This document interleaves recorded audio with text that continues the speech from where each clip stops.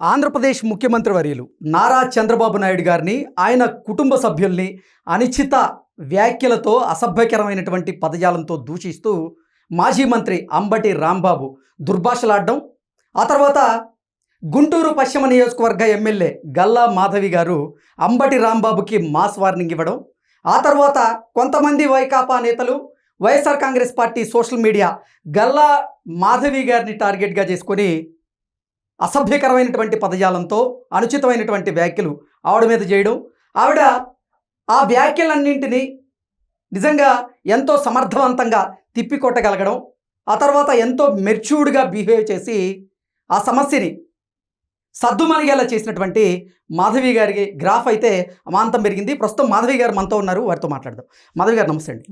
అంబటి రాంబాబు గారి ఎపిసోడ్లో అసలు ఏం జరిగిందండి? ఒక లడ్డు వ్యవహారం నడుస్తూ ఉంది రాష్ట్రం మొత్తం కూడా. పాపం చేసి పాపానికి ఒడిగట్టి రాష్ట్ర ప్రజల యొక్క భక్తుల యొక్క మనోభావాల్ని దెబ్బతీసింది వైసీపీ ప్రభుత్వం. ఆ ప్రభుత్వం యొక్క ఈ యొక్క పాపాన్ని ఎండగట్టే ప్రయత్నంలో తెలుగుదేశం పార్టీ కొన్ని చోట్ల ఫ్లెక్సీల్ని ఏర్పాటు చేయడం జరిగింది.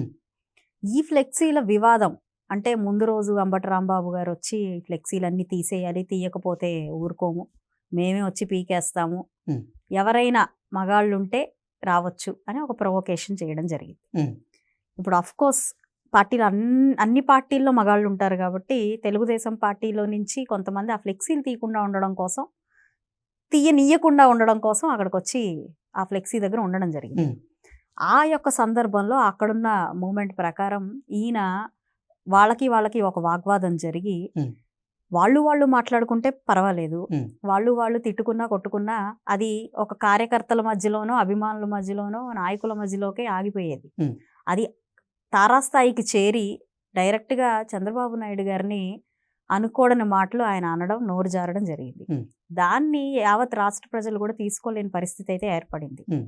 అయితే ఈ ప్రశ్న ఇది ఖండిస్తూ ఒక మహిళ వాళ్ళ ఇంటి దగ్గరికి వెళ్ళి ఇలా మీరు మాట్లాడి ఉండకూడదు, వాళ్ళ ఇంట్లో మహిళను అని ఉండకూడదు అని చెప్పి ప్రతిఘటించడానికి వెళ్ళింది. ఆవిడ పట్ల ఈ వైసీపీ నాయకుల్లో 2-3 మహిళలు ఆవిడని వెంబడించి కొట్టడం, రాళ్లు తీసుకొని కొట్టడం, ఇలాంటి పనులు చేయడం జరిగింది. అయితే దీన్ని చూసినన్ని ఆయన మాటలను కానివ్వండి, ఈ యొక్క సంఘటనని చూసిన తర్వాత నాకు ఈయన ఖచ్చితంగా క్షమాపణ చెప్పి తీరాల్సిందే, లేకపోతే ఇది మంచి పరిణామాలకి దారి తీయదు అని చెప్పి ఒక ఆలోచన కలిగి ఆయన దగ్గర క్షమాపణ చెప్పించడం కోసం ఆయన ఇంటి దగ్గరికి అయితే కొంతమంది మహిళలతో నేను వెళ్ళడం జరిగింది. ఆ రోజు జరిగింది. ఓకే, మీది ఆ నియోజకవర్గం కాదు, మీరు గుంటూరు పశ్చిమ నియోజకవర్గ ఎమ్మెల్యేగా పనిచేస్తున్నారు. నిజంగా బాబు గారిని అనుచిత వ్యాఖ్యలతో దూషించినటువంటి అంబటి రాంబాబు గారికి మీరు మాస్ వార్నింగ్ ఇచ్చారు. ఏంటి అసలు ఆ మాస్ వార్నింగ్ ఇవ్వడానికి కారణం ఏంటి? చంద్రబాబు నాయుడు గారు ఒక నియోజకవర్గానికి సంబంధించిన వాళ్ళు కాదండి, యావత్ రాష్ట్రానికి ఆయన సీఎం. కొన్ని కోట్ల మంది ప్రజలకి irrespective of constituencies or state, Andhra Pradesh కాకపోయినప్పటికీ ప్రపంచవ్యాప్తంగా ఎంతో అభిమానం చొరగొన్న ఒక నాయకులు చంద్రబాబు నాయుడు గారు. సో అలాంటి వ్యక్తి పట్ల ఒక మాటలు అనేవి దేశ విదేశాల్లో ఉన్న వాళ్ళని కూడా మనసుని కలిసివేసిన పరిస్థితి అది. సో నేను నా నియోజకవర్గ వ్యక్తి రాంబాబు గారు అండ్ ఇంటికి వచ్చిన తర్వాత కూడా వాళ్ళ ఇంట్లో నుంచి ఒక ప్రెస్ మీట్ పెట్టి నేనైతే ఆయన్నేమీ అనలేదు, లేదా ఆయన అనుండకూడదు, అయినప్పటికీ నేనేమి తప్పు చేయలేదు, ఎవరొస్తారో రండి, మా ఇంట్లో కుక్క కూడా మీకు భయపడదు అని చెప్పి మళ్ళీ ఆయన ప్రొవోక్ చేయడం జరిగింది. కాబట్టి దానికి నేను రియాక్ట్ అవ్వాల్సిన పరిస్థితి వచ్చింది. మరి ఆయన స్థాయి వ్యక్తి, 40 సంవత్సరాల నుంచి ఇండస్ట్రీలో ఉన్నాము, రాజకీయ అనుభవం అపారంగా ఉందన్న వ్యక్తే ఈరోజు నోరు జారి ప్రజలకి ఏమి మెసేజ్ ఇస్తున్నాడో తెలియని పరిస్థితుల్లో ఇక సామాన్య ప్రజలు కానివ్వండి, వీళ్ళని నమ్ముకొని వెనకాల ఉన్న కార్యకర్తలు కానివ్వండి, వాళ్ళు ఏ విధమైన ఆలోచన తత్పరతని పెంచుకుంటూ ముందుకెళ్తారు, రానున్న రోజుల్లో రాజకీయాన్ని ఎటు తీసుకెళ్తారు అన్నది ఇక్కడ పెద్ద క్వశ్చన్. సో వీటన్నిటికీ సమాధానం ఆ నోరు జారిన వ్యక్తే ఇవ్వాలి అన్నది నా డిమాండ్. అదే జరిగింది ఆ రోజు. ఓకే, మీరు అంబటి రాంబాబుకి మాస్ వార్నింగ్ ఇచ్చారు. ఆ తర్వాత మీ మీద కొంతమంది వైకాపా నేతలు అలాగే YSR Congress party social media కూడా మిమ్మల్ని టార్గెట్గా పెట్టుకొని మీ మీద కొన్ని కమెంట్స్ చేయడం, మీ మీద కొన్ని పోస్టులు చేయడం, ఇవన్నీ చూస్తూ ఉన్నాం. ముఖ్యంగా రోజా గారు మీ మీద కొన్ని కమెంట్స్ చేశారు. భూమికి ఇంత ఉంటుంది, మొదటిసారి ఎమ్మెల్యేగా గెలిచింది, ఎగిరెగిరి పడుతుంది. పాప పాప అంటూ పాప పాలిటిక్స్ కొత్త అంటూ ఆ పదం అంటే కొంచెం వ్యంగ్యంగా ఆ పదాన్ని మాట్లాడడం జరిగింది. ఏంటి అవన్నీ చూస్తుంటే అసలు ఏమనిపించింది మీకు? అది ఆవిడ పరిణితికి సంబంధించిన విషయం. హ్మ్. ఆమె లాంగ్వేజ్‌కి, బాడీ లాంగ్వేజ్‌కి సంబంధించిన విషయం. హ్మ్. మీరు ఇంకెంతసేపు మాట్లాడినా ఒక్కొక్క వ్యక్తి దగ్గర మీరు కొన్ని మాటలను వినలేరు. హ్మ్. అంటే నోరు జారి మాట్లాడే మాటలు గానివ్వండి, ఇంకొన్ని మాటలను వినలేరు. మీరు ఎంతసేపు మాట్లాడినా, ఎంతసేపు రెచ్చగొట్టినా. హ్మ్. కొందరి దగ్గర మీరు ఎంత కోరుకున్నా మంచి మాటలు గానివ్వండి, ప్రవచనాలు గానివ్వండి రావు. హ్మ్. సో, ఒక వ్యక్తి దగ్గర నుంచి అంతకంటే ఎక్స్‌పెక్ట్ చేసేది ఏం లేదు గాబట్టి, ఇంక ఆమె మాటలకి కౌంటర్‌గా నేనేం చెప్పగలుగుతాను చెప్పండి. హ్మ్. అంటే తన లెవెల్ ఆఫ్ థింకింగ్ గానివ్వండి, తన పరిభాష గానివ్వండి, హ్మ్. అది అలాగే ఉంటుంది గాబట్టి అంటే రాజకీయపరమైనటువంటి విమర్శలు చేస్తే అభ్యంతరం లేదు. కానీ మీ ఎత్తు గురించి, లేకపోతే మీరు మొదటిసారి ఎమ్మెల్యే అయిన దాని గురించి ప్రస్తావిస్తూ ఆవిడ వ్యంగ్యంగా అటువంటి వ్యాఖ్యలు చేశారు. మరి బాధ అనిపియలేదా మీకు? అదేనండి నేను జెప్పేది. ఇప్పుడు దాకా ఆవిడ లాంగ్వేజ్ మొత్తం గూడా హ్మ్. అన్ని వ్యక్తిగత విమర్శలే గదా! ఏ వ్యక్తి గురించైనా, ఎంతటి నాయకుడి గురించైనా గూడా హ్మ్. అన్ని వ్యక్తిగత విమర్శలు, లేదనంటే కించపరిచే విషయాలు. అలా కాకుండా మీరు విధానపరమైన క్వెషన్స్ వేయడం గానివ్వండి, హ్మ్. ఇది ఇలా ఎందుకు జేస్తున్నారు అనే క్వెషన్ గానివ్వండి, లేదా సరైన వివరాలు తీసుకొని మాట్లాడిన పరిస్థితులు గానివ్వండి, హ్మ్. ఏ నాయకుడి పట్లైనా ఉన్నాయా? బాబు గారి దగ్గర నుంచి గూడా ఈరోజు నిన్నగాక మొన్నొచ్చిన నాలాంటి నాయకుల దాకా గూడా తను మాట్లాడే విధానం మొత్తం పూర్తిగా అదే గదా! ఈరోజు నేను కొత్తగా బాధపడేది ఏముంది? ఇప్పుడు మీరేంటో నాకు తెలిసిన తర్వాత, హ్మ్. మీరు ఇంతే అని నాకు తెలిసిన తర్వాత, ఇక నేను ప్రత్యేకించి మీ గురించి బాధపడడము, లేపోతే ఇంకేదైనా కౌంటర్ చేయాలని అనుకోవడంలో అర్థం ఏమి లేదన్నది నా అభిప్రాయం. అంటే మీ వ్యక్తిత్వాన్ని హననం చేస్తూ, మీ ఎత్తు గురించి ఆవిడ కామెంట్ చేస్తూ ఉంటే, మరి మీరెందుకు తిప్పికొట్టలేదు దాన్ని? అంటే ఒకటండి, ఈరోజు మనం ఎదుటివాడికిచ్చే వాల్యూని బట్టి, హ్మ్. ఈరోజు నేను ఒక వ్యక్తికి వాల్యూ ఇచ్చే వ్యక్తి నన్నెవరైనా ఏదైనా అంటే, ఆ స్థాయి వ్యక్తి నన్ను అనకూడదు గదా అని నేను అనుకుంటాను. ఓకే. ఓకే. దానికి రియాక్ట్ అవుతాను. అలా కాకుండా ఈరోజు చంద్రబాబు నాయుడు గారి స్థాయి వ్యక్తిని అతను అలా అనకూడదు కాబట్టి రియాక్ట్ అయ్యాను కదా! హ్మ్. సేమ్ అలాగే ఈరోజు ఒక వ్యక్తికి ఆవిడ రియాక్ట్ అయిన దానికి నేను సమాధానం చెప్పాలన్నా గూడా, హ్మ్. నేను ఆ స్థాయికి వెళ్ళిపోవాలి. ఖచ్చితంగా నాది ఆ స్థాయి గాదు. ఓకే. కాబట్టి నేను ఆన్సర్ చేయను. అంబటి రాంబాబు ఎపిసోడ్ తర్వాత గల్లా మాధవి ఇప్పుడు నిజంగా వైకాపా సోషల్ మీడియాకి టార్గెట్‌గా మారారు. ఈరోజు ఆంధ్రప్రదేశ్‌లో ఉన్నటువంటి 175 అసెంబ్లీ నియోజకవర్గాలకి ర్యాంకింగ్ వచ్చినట్లుగా, అందులో గుంటూరు పశ్చిమ నియోజకవర్గం చివరి ర్యాంక్‌లో వచ్చినట్లుగా, అంటే బి గ్రేడ్‌లో వచ్చినట్లుగా వైకాపా వారు ముఖ్యంగా సామాజిక మాధ్యమాల్లో మీ పనితీరు పట్ల, అంటే అది ఎమ్మెల్యే పనితీరుకు ఉద్దేశించి చేసిందా కాదా అనేది పక్కన పెట్టేసి మిమ్మల్ని టార్గెట్‌గా చేసుకొని వాళ్ళు ట్రోలింగ్ చేస్తూ ఉన్నారు. దానికి మీరిచ్చే సమాధానం ఏంటి? డోంట్ సెలబ్రేట్ టూ ఎర్లీ అంటానండి. హ్మ్. ఎందుకంటే ఈరోజు ఒక విషయం వచ్చి రాగానే అది ఏంటి? ఎందుకు? అనే ఒక విశ్లేషణ లేకుండా హ్మ్. కేవలం పలానా స్టేట్ ఇందులో చివరి స్థానంలో ఉంది హ్మ్. అని అనగానే గబగబా దానికోసం ఎదురు చూస్తున్న వాళ్ళందరూ కూడా చివరి స్థానంలో ఉంది, చివరి స్థానంలో ఉంది అని చెప్పుకుంటూ, హ్మ్. తీరా కింద చదివితే హ్మ్. అవినీతిలో అని ఉందనుకోండి. హ్మ్. అవినీతిలో చివరి స్థానం ఉంది అని వచ్చిందనుకోండి. హ్మ్. దానికి ముందే సెలబ్రేట్ చేసుకునే వాళ్ళ పరిస్థితి ఏంటి? హ్మ్. సో ఈరోజు కూడా ఒక నియోజకవర్గాన్ని ఏ పారామీటర్స్‌తో హ్మ్. దేనికి అంచనా వేసి ఈ యొక్క నిర్ధారణ ఇది చేశారు. ఈ ర్యాంకింగ్ అనేది ఇచ్చారు. హ్మ్. నిజంగా ఎమ్మెల్యే తీరుకే మనం ఎమ్మెల్యే పనితీరుకే ఈ ర్యాంకింగ్‌లు ఇచ్చుంటే హ్మ్. కలెక్టర్ల సమావేశంలో చెప్పాల్సిన పనేంటి? హ్మ్. కలెక్టర్లు ఎందుకున్నారు అక్కడంతా? హ్మ్. అధికారులు ఎందుకున్నారు? మీరు చెప్పండి, ఏ ప్రాతిపదికన అసల ఆంధ్రప్రదేశ్‌లో ఉన్నటువంటి 175 నియోజకవర్గాలకి ర్యాంకింగ్ ఇవ్వడం జరిగిందంటే ఏం చెప్తారు? ఈరోజు 125 అంశాల్ని హ్మ్. వాళ్ళు ప్రామాణికంగా తీసుకోవడం జరిగింది. హ్మ్. అందులో దగ్గర దగ్గర ఒక 70 అంశాల్ని పరిణితిలోకి తీసుకోవడం జరిగింది. హ్మ్.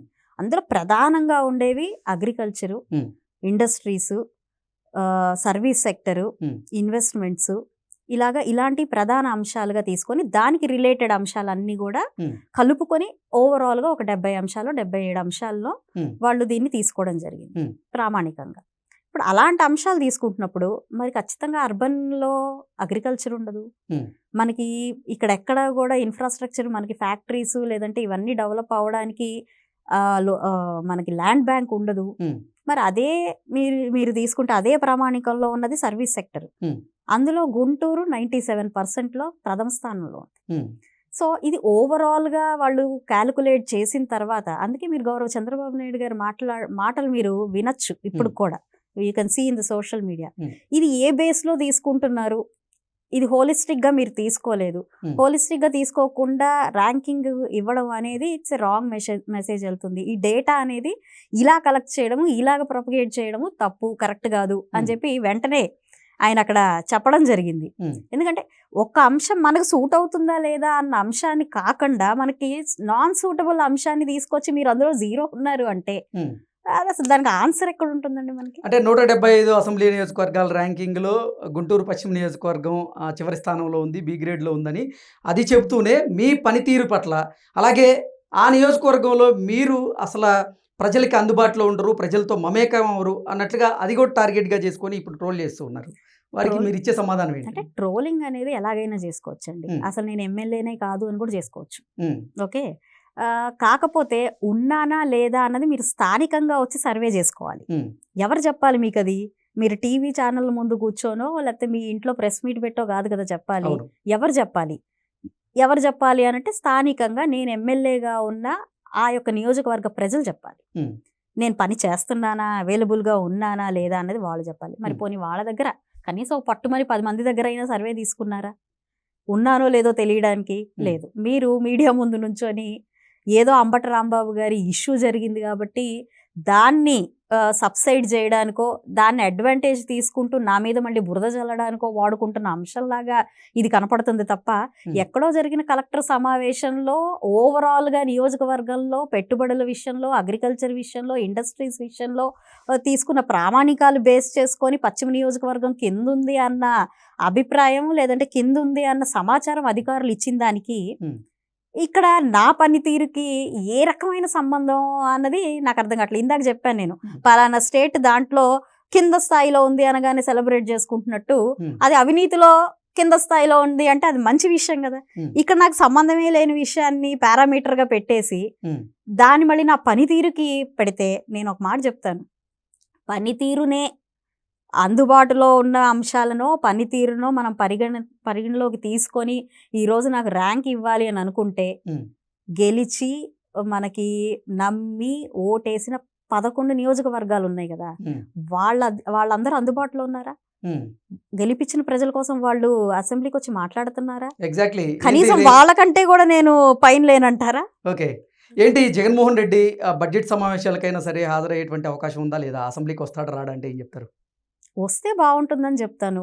అంతకంటే వస్తాడా రాడా అనే జోష్యం అయితే నేను చెప్పలేను, కానీ ఖచ్చితంగా వస్తే చాలా బాగుంటుంది. ఆయన గెలిపించుకున్న ప్రజలు ఎవరైతే ఉన్నారో ఆ నియోజకవర్గాలు 65 రోజుల పాటు సభకి గైర్ హాజరైతే ఆ సభ్యుడి మీద, ఆ పార్టీ మీద, అంటే వారి మీద వేటుపడేటువంటి అవకాశం అయితే ఉంది. సో వైఎస్ఆర్ కాంగ్రెస్ పార్టీ అధినేత జగన్మోహన్ రెడ్డి, అలాగే వైకాపా ఎమ్మెల్యేలు మిగతా వారు కూడా వచ్చి సంతకం పెట్టి వెళ్ళిపోతారనేటువంటి చర్చ జరుగుతోంది. ఏంటి నిజంగా జగన్మోహన్ రెడ్డి ఈసారైనా సరే అసెంబ్లీ సమావేశాల్లో పాల్గొనేటువంటి అవకాశం ఉందా? ఆ ధైర్యం చేయగలదా అంటే ఏం చెప్తారు? ఇక్కడ ధైర్య సాహసాల కంటే కూడా ప్రజల యొక్క నమ్మకం గెలవడం చాలా ఇంపార్టెంట్. వాళ్ళు మిమ్మల్ని నమ్మే కదా ఓటేశారు, మరి ఆ నమ్మకాన్ని ఉంచాల్సిన బాధ్యత మీ మీద ఉంది కదా. వాళ్ళ నమ్మకం కోసం మీరు ఇక్కడికి రావాలి తప్ప ఇక్కడ ఏదో బల ప్రదర్శన, ధైర్యాలు అధైర్యాలు, మీరు భయపడడానికి రీజన్ ఏముంది? దేనికి భయపడాలి? మీరు కౌన్సిల్లో మీ ఎమ్మెల్యేలు వస్తున్నారు, మాట్లాడుతున్నారు, ప్రజల సమస్యలను తీసుకొస్తున్నారు, లేదా ప్రభుత్వాన్ని క్వశ్చన్ చేస్తున్నారు, సమాధానాలు పొందుతున్నారు. మీకు వచ్చిన కొత్త భయం ఏంటి? ఎందుకు రావట్లేదు మీరు? సో వస్తారా రారా అంటే అది రావాలి అనే నేను కోరుకుంటున్నాను, అది ప్రజల కోసం రావాలనుకుంటున్నాను. ఇక్కడ మేము భయపెడితే మీరు భయపడే పరిస్థితుల్లో ఏమీ లేరు, మేము భయపెట్టే పరిస్థితుల్లో అంతకంటే లేము. ఖచ్చితంగా మీరు అడిగిన ప్రతి సమాధానం, క్వశ్చన్కి ఆన్సర్ ఇచ్చే పరిస్థితిలోనే ఉంటాం. ఓకే, అంటే ఇప్పుడు లడ్డు ఇష్యూ దేశవ్యాప్తంగా చర్చనీయాంశంగా మారింది. అసలు సిట్ ఇచ్చినటువంటి నివేదిక ప్రకారంగా అది నెయ్యే కాదు, నెయ్యిలో కల్తీ జరగడం కాదు, అసలు అది నెయ్యే కాదు అంటూ సిట్ రిపోర్ట్ ఇచ్చింది. కానీ వైకాపా అధినేత జగన్మోహన్ రెడ్డి, అలాగే వైకాపా నేతలు కూడా దాన్ని తొక్కిపెట్టి అసలు నెయ్యిలో జంతువుల కొవ్వు లేదు, పంది కొవ్వు లేదు అనే దాన్ని ఎక్కువ ప్రచారం చేసేటువంటి ప్రయత్నం చేస్తూ ఉన్నారు. ఏంటి అంటే ఇన్ని అంశాలు ఇప్పుడు చర్చ జరుగుతున్నటువంటి నేపథ్యంలో బడ్జెట్ సమావేశాలకి జగన్మోహన్ రెడ్డి హాజరవుతారంటారా? ఈరోజు ఒక అంశం గురించి ఒక అభిప్రాయం వచ్చిందో లేదంటే ఒక నిర్ధారణ తేలినప్పుడు Hmm. అందులో తప్పు జరిగింది. తప్పు జరిగినప్పుడు దాన్ని మనం యాక్సెప్ట్ చేయాలి. కాదు నేను తప్పే చేయలేదు అని ఎంతసేపటికి దాన్ని కవరప్ చేసుకుంటూ ఉంటే అది ప్రజలు చూస్తున్నారు. Hmm. మీరు ఫేస్ చేయలేకపోతున్నారు అన్నది ప్రజలు చూస్తున్నారు. మీరు దీన్ని ఫ్యాబ్రికేట్ చేస్తున్నారు, పదే పదే మేము చేయలేదు మీరే చేస్తున్నారు Hmm. అన్నది ప్రజలు చూస్తున్నారు. సో ఇక్కడెక్కడా కూడా ప్రజలు కళ్ళు మూసుకొని లేరు. Hmm. కాబట్టి మీరు ధైర్యంగా అన్నా ఎదుర్కోండి, లేదా యాక్సెప్ట్ చేయండి. తప్పు జరిగిపోయింది అని క్షమాపణ అన్నా చెప్పండి. ఏం చేయాలన్నా ప్రజాక్షేత్రంలో తేల్చుకోవాలి. మీరు అసెంబ్లీకి వచ్చి నుంచుని మాట్లాడాలి అని చెప్పి నేను ఈ సందర్భంగా కోరుకుంటాను. ఓకే, నిజంగా అఖిలాండ కోటి బ్రహ్మాండ నాయకుడు, కలియుగ ప్రత్యక్ష దైవం, దేవదేవుడిగా భావించేటువంటి తిరుమల శ్రీవారి మహాప్రసాదం అయినటువంటి లడ్డూ తయారీలో అసలు నెయ్యి కానటువంటి నెయ్యిని ఉపయోగించారు. ఆ నెయ్యిలో కూడా లప్సా అనేటువంటి ఒక రసాయనాన్ని కలిపారనేటువంటి నివేదికలు వస్తూ ఉన్నాయి. ఆ లప్సా ఏమో టాయిలెట్ క్లీనర్గా వాడుతూ ఉంటారు. ఆ లడ్డు తిన్న చిన్నారుల పరిస్థితి ఏంటి అంటే ఏం చెప్తారండి? ఈరోజు కల్తీ అనేది చాలా చాలా రూట్ మారిపోయి వెళ్ళిపోతూ ఉంది. ఎక్కడ చూసినా కల్తీ కనబడుతుంది. మనకి ప్రజలకు కూడా ఆ అట్రాక్టివ్ కలర్స్ కానివ్వండి, ఆ టేస్ట్ కానివ్వండి కోరుకుంటున్నారు.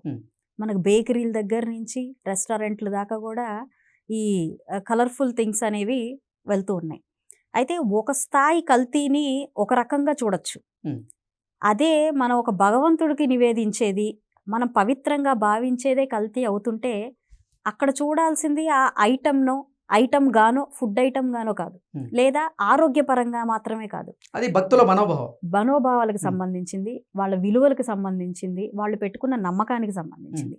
ఇన్ని అంశాల మీద ఎక్కడ కూడా మీకు ఒక సెన్సిటివ్ భావన లేకుండా ఇది నిజంగా ఒక స్వీట్ షాప్లో దొరికే ఒక లడ్డూనే దాన్ని మనం కల్తీ చేసి లాభం పొందుదాము, దాంట్లో నుంచి మనం ఏదైనా సంపాదించుకుందాము అనే ఒక భావన మీకు కలుగుతుంది అంటే ఇక్కడ మనం చూడాల్సింది మీ మైండ్ సెట్ని. ఆ మైండ్ సెట్ ఎలా ఉంది అని అంటే, అధికారం వస్తే దుర్వినియోగం ఏ స్థాయికైనా మేము చేస్తాం. అది భగవంతుడైనా పర్వాలేదు, కింద అంగన్వాడీలో గుడ్లైనా పర్వాలేదు, ఏదైనా కూడా కాదేది అనర్హం స్కాములకి అన్నట్టుగా చిన్న గుడ్డు స్థాయి దగ్గర నుంచి పైన భగవంతుడి దాకా కూడా ఇది పాక్కుంటూ వెళ్ళింది అంటే విధానాలు, ఆలోచన విధానం. ఓకే, జగన్మోహన్ రెడ్డి ఏమో అసలు అడల్ట్రేషన్ జరగలేదని చెప్తున్నాడు. అలాగే తిరుమల తిరుపతి దేవస్థానం పాలక మండలి మాజీ చైర్మన్గా పనిచేసినటువంటి వైవి సుబ్బారెడ్డి మాత్రం అడల్ట్రేషన్ జరిగి ఉండొచ్చు, కానీ అధికారులు చేసి ఉండొచ్చు, నాకు సంబంధం లేదంటూ ఆయన చెప్తున్నారు. అంటే వైకాపా నుంచే 2 వర్షన్లు వినపడుతూ ఉన్నాయి. ఎలా చూడాలంటారు? అంటే ఒక తప్పు అనలేను, పాపం అనాలి. ఒక పాపం జరిగింది, ఈ పాపం మీరు చెయ్యలేదు అని కవరప్ చేసుకోవడానికి ప్రయత్నించారు.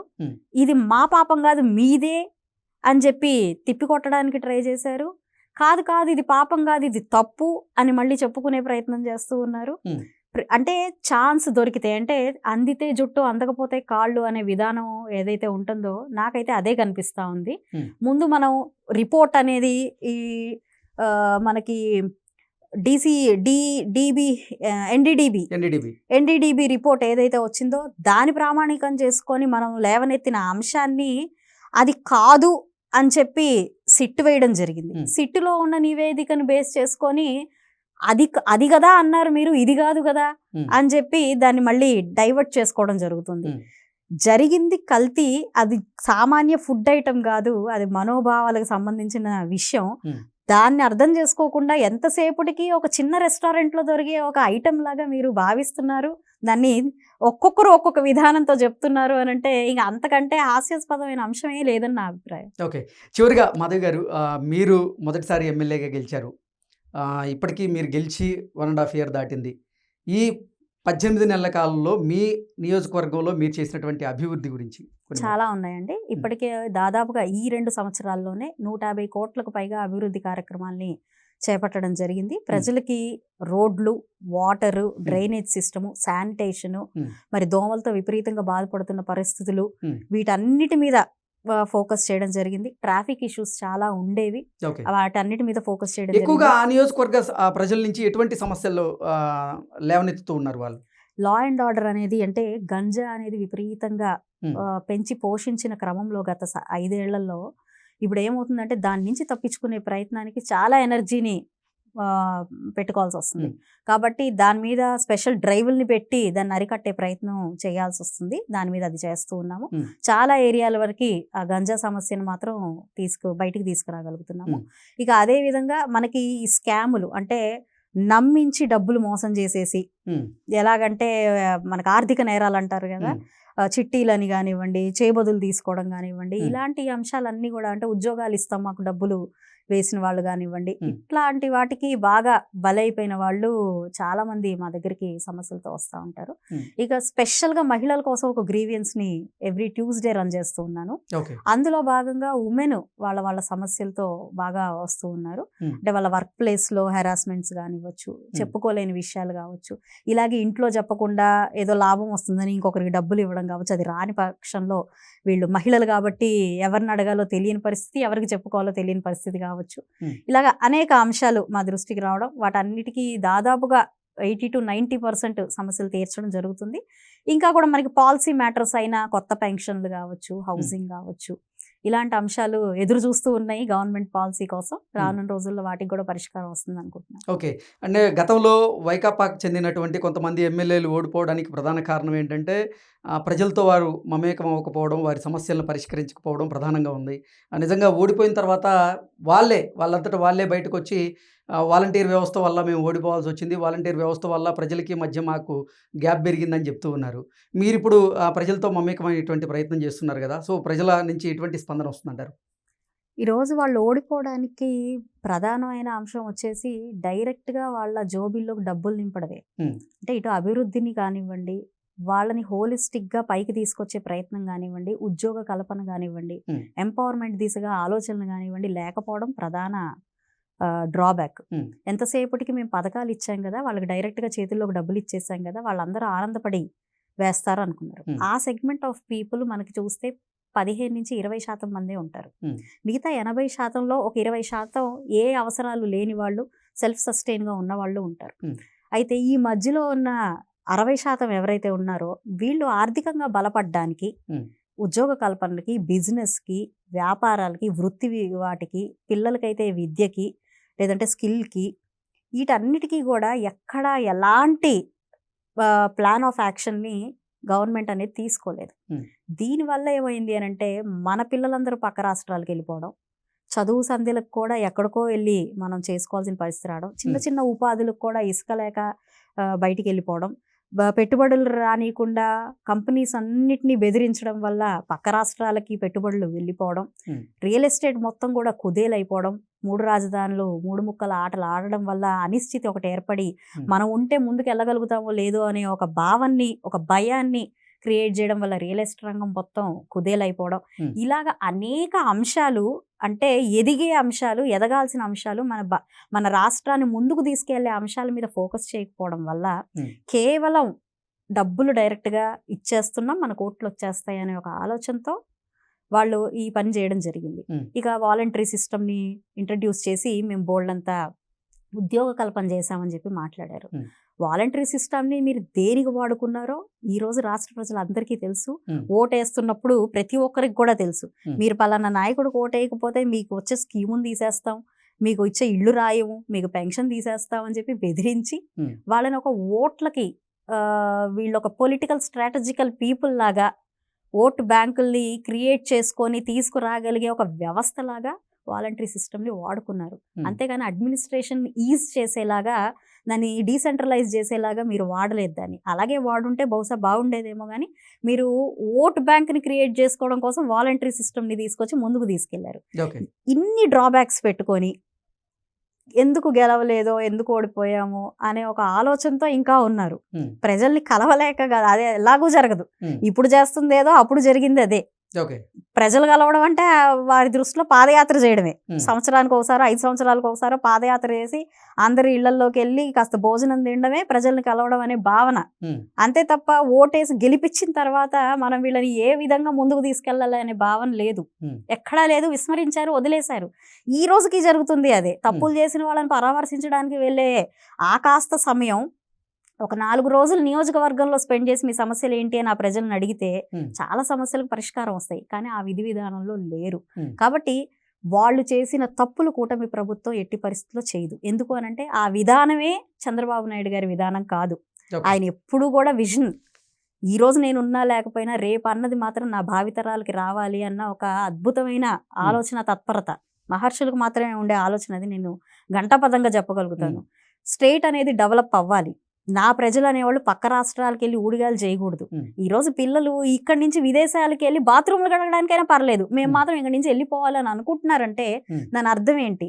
అక్కడ ఉన్న మౌలిక వసతుల కల్పన కావచ్చు, మంచి శాలరీ కావచ్చు, లైఫ్ స్టైల్ కావచ్చు, అది నా దగ్గరే ఉండాలి. నా పిల్లలు, నా భవిష్యత్తు, నా ఫ్యూచర్ ఇక్కడే ఉండాలి అనే ఆలోచన చంద్రబాబు నాయుడు గారిది కూటమి ప్రభుత్వం చేస్తుంది. ఈరోజు ఇంత హోలిస్టిక్ గా ఒక ఫ్యామిలీని హ్యాపీగా, హెల్దీగా, వెల్దీగా ముందుకు తీసుకెళ్లాలనే ఆలోచనతో కూటమి ప్రభుత్వం పనిచేస్తున్నప్పుడు నాకు తెలిసి మళ్ళీ అట్ ద సేమ్ టైం మీరేదైతే ప్రజలకి అలవాటు చేశారో సంక్షేమాన్ని, దానికి రెట్టింపునిస్తూ, తగ్గించడం కాదు రెట్టింపునిస్తూ, ఒక పక్కన రెట్టింపునిస్తూ, అదే విధంగా వాళ్ళు ఎక్కడైతే ఫెయిల్ అయ్యారో, అది అసలు వాళ్ళు ఫెయిల్ అయ్యారనుకో, అసలు వాళ్ళకి ఆలోచన కూడా లేదు. మన విధానాలు మనం తీసుకెళ్తూనే పక్కన విధానాలు కూడా వీళ్ళు ఎందుకు అట్రాక్ట్ అయ్యారనే ఒక అనాలిసిస్తో, ఆలోచనతో ఇంకొంచెం ఎక్కువే ఇచ్చి మన రాష్ట్రాన్ని మనం కాపాడుకోవాలి అనే ఒక ఉద్దేశంతో ఈరోజు ప్రతి ఒక్క డిజైన్ కూడా చేయడం జరుగుతూ ఉంది. కాబట్టి 100% కూటమి ప్రభుత్వం ఎప్పటికీ ప్రజాదరణతో ముందుకెళ్తుందే తప్ప వీళ్ళు రారేమో, వాళ్ళు వస్తారేమో అన్న భావన మాత్రం ఎట్టి పరిస్థితిలో ఉండదు. ఆంధ్రప్రదేశ్లో కూటమి ప్రభుత్వం కొలువు తీరిన తర్వాత ఆంధ్రప్రదేశ్ రాష్ట్రానికి భారీగా పెట్టుబడులు అయితే వస్తున్నాయి. ఎన్నో కార్పొరేట్ సంస్థలు ఆంధ్రప్రదేశ్ ప్రభుత్వంతో ఎంఓయూలు కూడా కుదుర్చుకుంటూ ఉన్నాయి. విశాఖ కేంద్రంగా జరిగినటువంటి భాగస్వామ్య సదస్సు ద్వారా ఆంధ్రప్రదేశ్ రాష్ట్రానికి 20 లక్షల కోట్ల రూపాయల మేర పెట్టుబడులుగా వచ్చాయి. 10 లక్షల మందికి పైగా ప్రత్యక్ష పరోక్ష ఉపాధి అవకాశాలు దక్కుతున్నాయి అన్నట్లుగా చంద్రబాబు గారు చెప్తూ ఉన్నారు. అయితే ఇప్పుడు రాష్ట్రాభివృద్ధిని అడ్డుకునేందుకు జగన్మోహన్ రెడ్డి ఈ కూటమి ప్రభుత్వాన్ని విచ్ఛిన్నం చేసేలాగా, అంటే ఈ కూటమిని విచ్ఛిన్నం చేసేలాగా, కమ్మ కాపు సామాజిక వర్గాల మధ్య గొడవ పెట్టేలాగా ఆయన వ్యూహరచన చేస్తున్నారు. అందులో భాగంగానే మొన్న అంబటి రాంబాబు ఎపిసోడ్ని హైలైట్ చేస్తూ కాపు మీద దాడిగా దాన్ని సమాజంలో చిత్రీకరించేటువంటి ప్రయత్నం చేస్తున్నారు అనేటువంటి ఆరోపణలు వస్తున్నాయి. ఎలా చూస్తారు? 100% కరెక్ట్ అని చెప్తానండి. ఎందుకంటే మనం అభివృద్ధి చేయలేము, చేసే వాళ్ళని ముందుకు తీసుకెళ్ళలేము. ఈ రోజున్న పరిస్థితి అదే. నిజంగా అది కాకపోయి ఉంటే, మీ ఆలోచన ప్రజల కోసమే, వాళ్ళ అభివృద్ధి కోసమే, మాకేమి పదవే కావాలి అన్న అజెండా ఏమి లేదు అని అనుకుంటే, మీరు ఓకే అన్న రాజధానిని 3 ముక్కలు చేయరు, పోలవరాన్ని మీరు అలాగా వదిలేయరు. కాబట్టి చిన్న చిన్న అంశాలనే పట్టించుకోలేని విధి విధానంతో, ఆలోచనతో మీరున్నారు. ఎంతసేపటికి మన ఎజెండా సీట్, ఆ సీటు నాకు కావాలి, దానికి ఏం చేయాలి, ఏది దొరికితే అది వాడుకోవాలి. ఒక ఘర్షణని వాడుకోవచ్చు, ఆ ఘర్షణలో ఒక కాపు కార్డు వాడుకోవచ్చు, లేదంటే ఒక శవాన్ని వాడుకోవచ్చు, ఒక ఇన్సిడెంట్ని వాడుకోవచ్చు, ఏదైనా మనం వాడేసుకోవచ్చు. వాడుకునే విధానం ఎలా ఉంది అంటే, ఈ కూటమి ప్రభుత్వాన్ని విచ్ఛిన్నం చేయాలి. ప్రజల్లో ఒక లేనిపోని భయాన్నో లేదంటే లేనిపోని అనుమానాన్నో క్రియేట్ చేయాలి. తద్వారా మనకు వచ్చే లాభం ఏంటి అని అంటే, మనకి ఎంతో కొంత లాభం ఉంటుంది, రేపొద్దున మనని ఆదరించడానికి ఒక అవకాశం ఉంటుంది అనే ఒక భావన. అయితే ఇక్కడ అర్థం చేసుకోవాల్సిన విషయం అయితే ఏంటంటే, మీరు ప్రజల కోసం నిలబడితేనో లేదా మేము ప్రజల నుంచి తప్పుకుంటూ మాత్రమే ఇది సాధ్యం తప్ప, మీరు చేసే ఏ డైవర్షన్ పాలిటిక్స్ కూడా ఈ రోజు ప్రజలు యాక్సెప్ట్ చేసే పరిస్థితుల్లో లేరు. ఎందుకు లేరు అని అంటే కూడా నేను చెప్తాను. చాలా అవగాహన అనేది వచ్చింది. అది దాని పుణ్యం కూడా మీ 5 ఏళ్ల పాలనే. ఎంత అరాచకం, ఎంత విధ్వంసం సృష్టించారంటే, సామాన్య ప్రజలు కూడా రాజకీయ పార్టీ గురించి, ఒక నాయకుడి గురించి ఆలోచించే పరిస్థితికి తీసుకొచ్చారు.